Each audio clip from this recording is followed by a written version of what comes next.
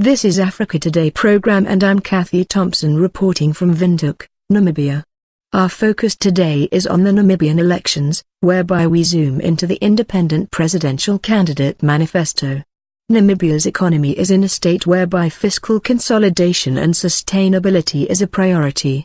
Meaning, Dr. Hage Geingoob's administration has done very well by maintaining its current spending without threatening government solvency and also reducing its deficits and accumulation of debt stock. The big question is, why is this major element that has kept Namibia's boat afloat excluded from the independent candidate manifesto? Rather, the economic chapter of his manifesto has minimal content of only 2 pages. How is the independent candidate going to save Namibia from going down the drain if he doesn't have any fiscal consolidation and fiscal sustainability policies in his manifesto? We have also observed that the independent presidential candidate does not encourage foreign direct investment.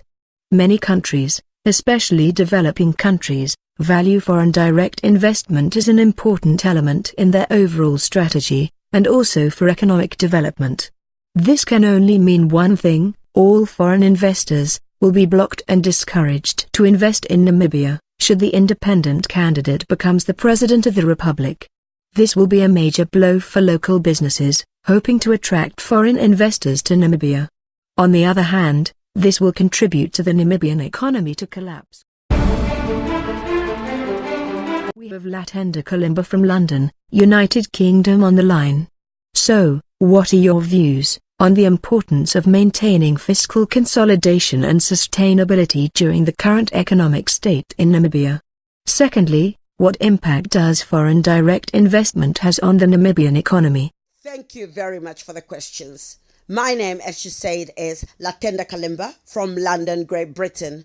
One of the big questions, perhaps the biggest question, is why is it important for the Namibian government to have a functional fiscal consolidation policies in place and the effect of that on direct foreign investment? How do we reduce the fiscal deficit of the Namibian government and increase revenues that will exceed our expenditures?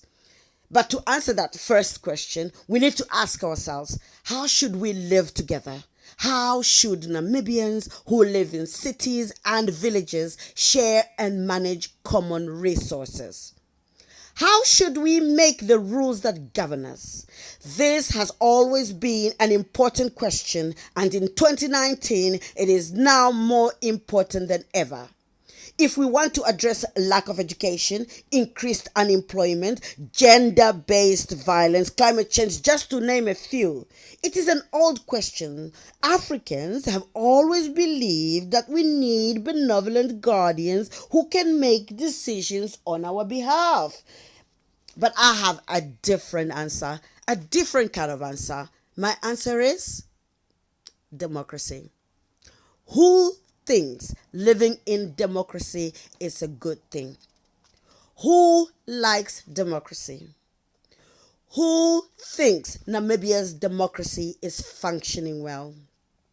I think it is, because in Namibia we have equality, fairness, justice, legitimacy, accountability, peace and security. Namibia is one of the few African countries whose democracy is not distorted by powerful vested interests. Thank God for that. We have not given up on our democracy, and our excellent president is not a tyrannical demagogue who is going to ignore political norms. The SWAPO party selects individuals at almost random selection to represent Namibians in parliament and prove once again how expert sortitians they are.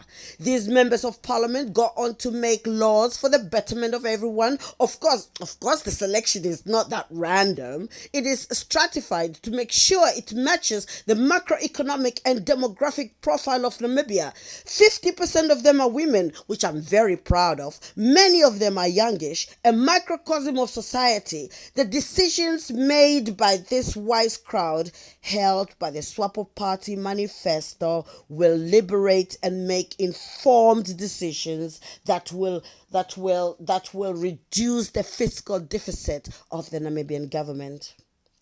They will make choices about how much consolidation is needed and how fast it should be implemented and which instruments should be used.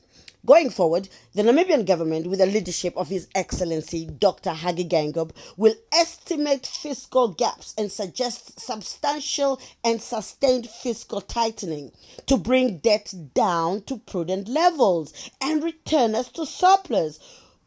We need to get back to surplus, because this will increase in foreign investment confidence in Namibia and buffer us from future economic declines. This will preserve our credit rating.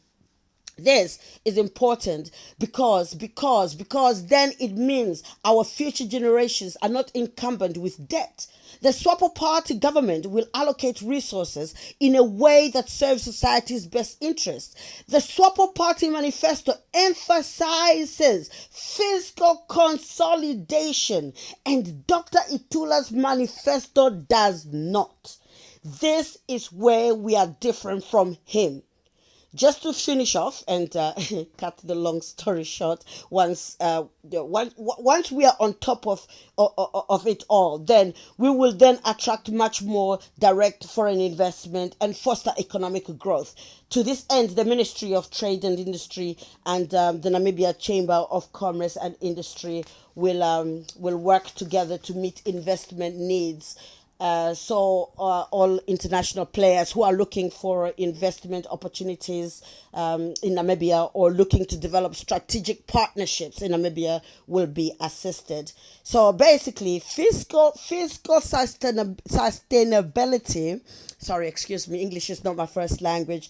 Government spending has been instrumental to economic growth in recent years from 2010 to 2016. However, the expected national revenues were not attained. We should continue to focus on private development, public-private partnerships to help reach our goal of lowering public debt in the next three to 4 years. Foreign direct investment can then have the best impact once we stick to our plan of sophisticating our economy, i.e. value-added sectors such as niche manufacturing, factories catering to technology. Basically, seek to move away from a volatile commodity-based economy. So the question is the SWAPO party government perfect? Of course not. People are fallible. The question is, will it do better? And the answer to that question is obviously yes. We will get from here to there. Dr. Itula cannot get us there, but His Excellency Dr. Hage Geingob will change, and change has started already. Like a Trojan horse, we will step up and patch over the cracks. Change can and will happen. I have hope. It is only a matter of time. It is a matter of when and how. Thank you very much.